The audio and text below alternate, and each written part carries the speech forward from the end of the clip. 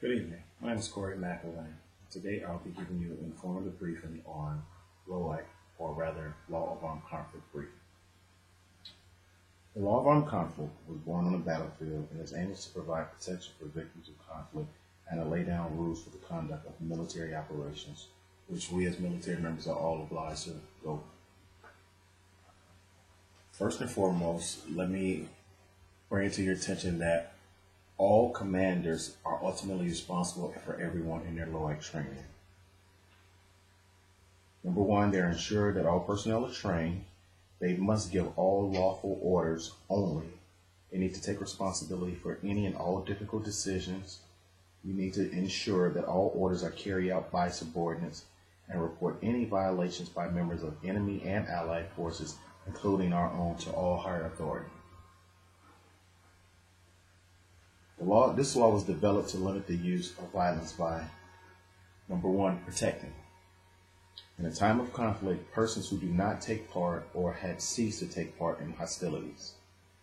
Those individuals would be civilians, any medical personnel, and any combatant who was wounded and stopped fighting or have surrendered. And as a military member, I currently work in the hospital. We were given a sash with the Red Cross on our arm, which said that we were not authorized as a combatant. And what happens is, if we were captured, we would actually have to use our medical expertise and tend to any of the soldiers that may have been wounded during battle. The other one would be limiting the violence is what is necessary to achieve the military aim. There are three basic principles of LOAC. One is distinction, which is where we must clearly be able to distinguish between combatants and civilians. The next will be proportionality. That's where when we're attacking a target, we need to make sure that there is little to no collateral damage up to the max.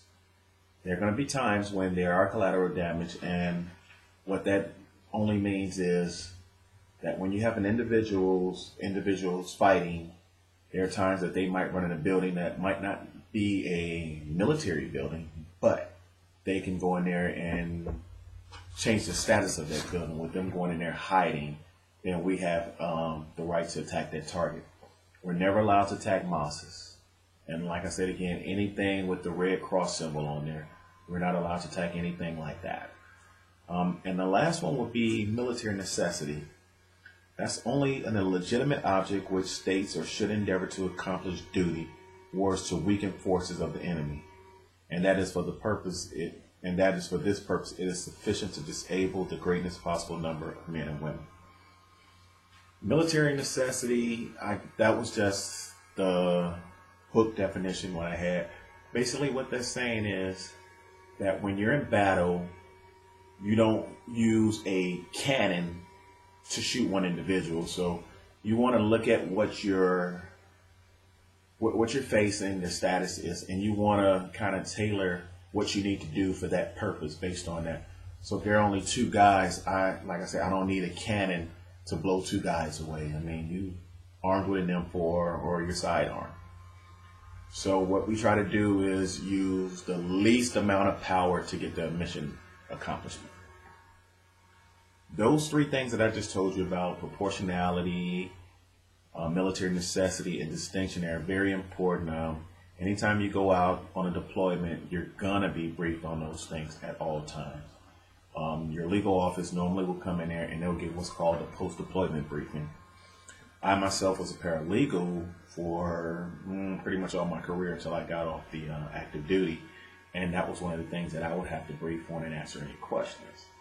So basically all that's doing is giving you a heads up on what to expect when you go out on the battlefield, and to know that you can be charged for a crime. And some of the examples would be the things that went down in Guantanamo. The way we had the POWs, the way we treated them, I mean, they were really inhumane, but those are things that we need to know that are punishable offenses under the Uniform Code of Military Justice in the military. So that's pretty much what I just wanted to kind of hit on.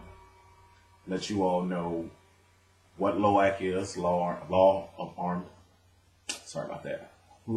Conflict, And it's just the law when you're going to war. So again, if there were any questions or anything, I would always be here. I can take them at the end of this briefing. And then not, then you all have a great day. Thank you.